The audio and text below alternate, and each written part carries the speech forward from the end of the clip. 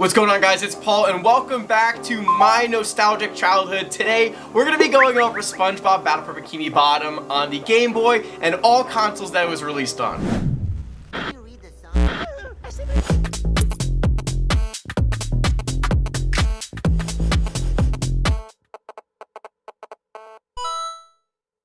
So here, guys, I have a perfect version of Battle for Bikini Bottom on Game Boy. It's got a couple little bumps and scratches here and there, but it's really rare to see a Game Boy version of this game in its complete box still with everything in it. So we're going to be unboxing it. I'm going to put on white gloves for this one and really showing off the entire thing and really breaking down the childhood memories. I got SpongeBob mozzarella. SpongeBob cheese. It was one of the first open world games I had ever played, and honestly, it was probably one of the best and well done ones for its time. I remember experiencing all the different levels. It was just such a good platform game. It was so great to see the different characters, and really, as a kid, watching SpongeBob simultaneously at the same time as playing this game on and off. The jokes that were made on the show were really represented in the game itself, and that meant so much to me as a kid because it was just like, oh my god, like, I remember that, like, I just saw it on the show. I got you now, SpongeBob! No! I had gotten the Game Boy SP, the Game Boy Advance SP. I had gotten Battle for Bikini Bottom, and I grinded it out so much when I was on road trips with family. I used to bring it to school. I did everything. And honestly, it was so cool to come home and then play the 3D platforms type, open world version of it. It was so much different because obviously the Game Boy Advance version is drastically different than what the consoles were doing, because handheld consoles at the time were not like the Nintendo Switch or an iPad or anything. It was, it was 16-bit, 32-bit, 8-bit. It was not as developed as everything else. THQ came out with this game in 2004 and it totally rocked my world. A really big memory for me when I was playing my PlayStation 2 while playing this is I used to eat cosmic brownies. That was a huge thing. My mom was always the best. She used to buy me cosmic brownies. I'd sneak some here and there. So I think eventually, my pantry had like a child-safe lock on it because I used to go and steal snacks and stuff. But yeah, it was really, really a lot of fun and something that I treasure to this day. When Battle for Bikini Bottom Rehydrated came out recently, so if you want to experience childhood nostalgia and you weren't aware of this, this game has actually been remade recently, the past few years, with brand new graphics, new shaders, some bonus content. It's really, really sick. If you're like me and you've gone from console over to PC primarily, you can now play, like, I have a 165 hertz monitor, and this game looks so good. Like, when I tell you this game looks good, I mean, I sometimes get this weird craving, like, similar to, like, oh, I crave playing Minecraft. Like, I get this craving, like, I want to go play SpongeBob games. And it's just such a premium experience to play it on a computer rather than on a console. But you can also get it on the Xbox and the PlayStation still nowadays, especially the rehydrated version. But yeah, it is really cool to just see like the old game remade for modern day graphics, and it still has that same. They didn't remake it to the point where they murdered it. It's the same good old fashioned nostalgia that I know and love, and so does everyone else who used to play it. Yeah, guys, let's get to the unboxing of this. Let's look at it. Let's take a look at it on the Game Boy. So without further ado, we got our protective gloves on, and we're going to be going over the unboxing of SpongeBob SquarePants Battle for Bikini Bottom for the Game Boy Advanced. So this copy has probably seen some better days, but it is cool that it is the original complete package. The back is, I always love looking at the backs on these. You know, the artwork back then was just so good. I feel like nowadays games just don't pull it off the way that they used to. There was almost a lot more love in the games that were released back then, especially the packaging, because one, digital platforms didn't really exist, and if they did, they weren't the way they were now. And you know, this needed a lot of shelf appeal. This needed to get someone's attention, and that I definitely think it did. I mean, it's really cool. We got Patrick on all different sides of the box here. Really, really unique. We got Squidward. Squidward's having a terrible time as usual. He's getting annoyed by the two of them. Very cool. So let's get this open. Very gently opening this up. Now on the inside, I'm gonna pull out all the stuff on the inside so we could just go over the whole entire thing. Everything that came with it.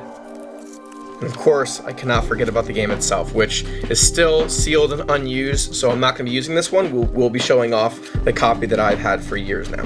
Obviously, the game's still intact here in perfect condition. Really, really nice. This is a brand new copy of the game. The precautions booklet, super, super sick. I don't know about you guys, but I never really read through these.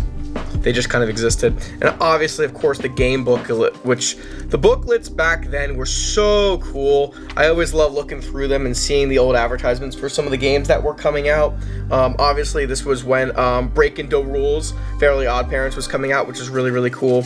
Because it is Nickelodeon, you can see a lot of the other games that were coming out at the time. There's comic books that they're talking about here. I mean, it's just so unique. This was an actual board game that was coming out at the time, which is really, really cool. SpongeBob SquarePants game, A Wacky Race to the Krusty Krab. At the time, there was all these SpongeBob SquarePants games coming out as well. So these are all games that were coming out, books that were coming out, magazines, everything. Other TV shows that were big on Nickelodeon at the time. The Rugrats movie, Jimmy Neutron, Hey Arnold, Charlotte's Web. I mean, it's just so cool to get these things and really unbox them. It's just crazy. This is in such good condition that the pages are actually brand new. So I'm really trying to be very careful with the innards of this whole pamphlet here. I'm trying not to crease anything. I don't think I've done any damage yet, but we're gonna keep that going. These are all of the different characters that you could see from the game too, which are really funny because they're all just like 8-bit icons. This was another great game I used to play too, Tak and the Power of Juju. Very cool that that's actually featured on here. This was very, very big in my childhood as well. I may do another video on that too. Every single time you would get a new game of some type, they'd either give you a poster or something to break down the whole entire game. So this is really cool because this actually comes with the original poster, completely in pristine. It wasn't big, it was the Game Boy poster, but this was very cool as a kid. Probably was hanging up on someone's wall, which is why these are so hard to come by around, because these were definitely hung up on someone's wall. Really, really cool. You can see all the other Game Boy games that were releasing at the same time as SpongeBob. Obviously, SpongeBob's up here.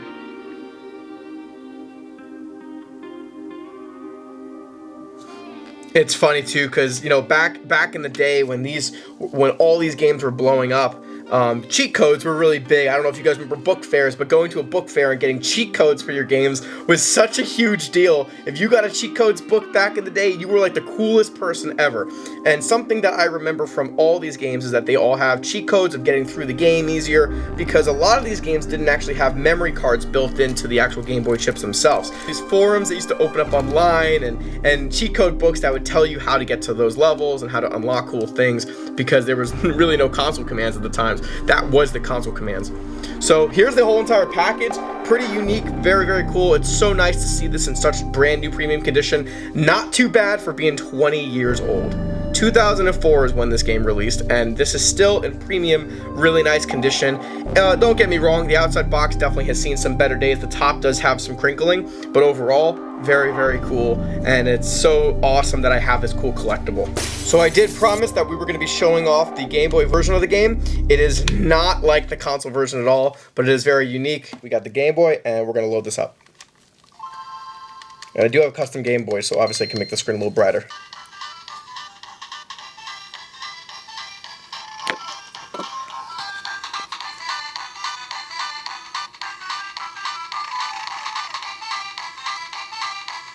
This version of the game does not have a save drive on it. So that means you have to actually put in a code to get to any level you want. So we're just going to start from scratch.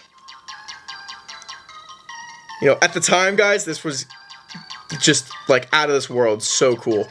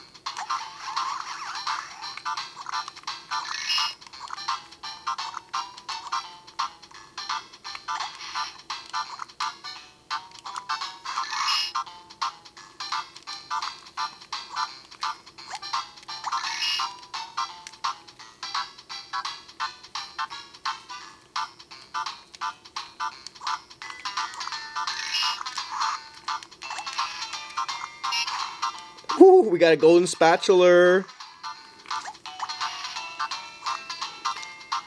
And you know, I mean, listen, for the time when this came out, the graphics were not, you know, they weren't exceptional, but you gotta admit, this looks pretty dang good. Yeah, if you're still watching, thank you so much for being part of this video. Please hit that like button, subscribe if you are new, and I will be making a lot more nostalgic content for you to enjoy, and definitely reminiscing about my childhood here.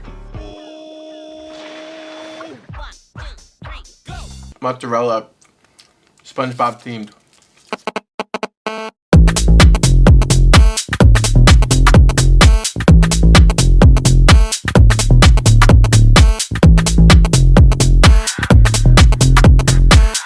Baby, I'm calling for you, and I'm stuck in a loop.